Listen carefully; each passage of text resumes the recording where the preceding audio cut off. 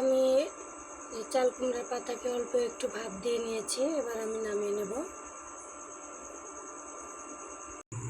তো বন্ধুরা, কড়াই পরিষ্কার করে ধুয়ে চুলায় বসিয়ে দিয়েছি, কড়াই গরম হওয়ার জন্য অপেক্ষা করছি।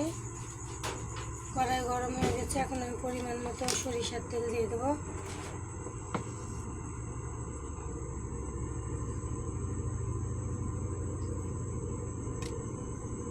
তেল গরম হওয়া পর্যন্ত অপেক্ষা করব।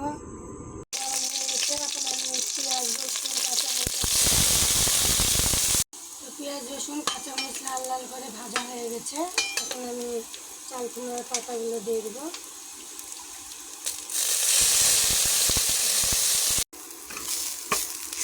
তো দেখুন, এগুলো আমি ভেজে নিয়েছি, চাল কুমড়ার পাতা ভাজা হয়ে গেছে।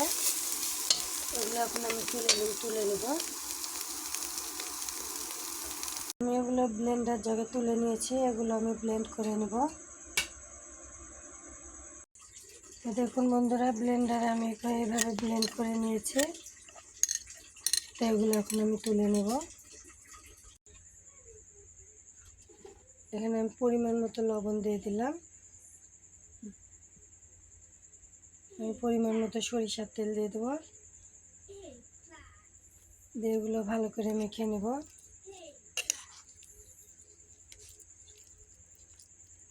তো এইভাবে আপনারা এভাবে করে ভর্তা বানিয়ে খাবেন চাল কুমড়ার পাতা, দেখবেন কতটা স্বাদ। একবার খেলে বুঝতে পারবেন যে এটা স্বাদ কত।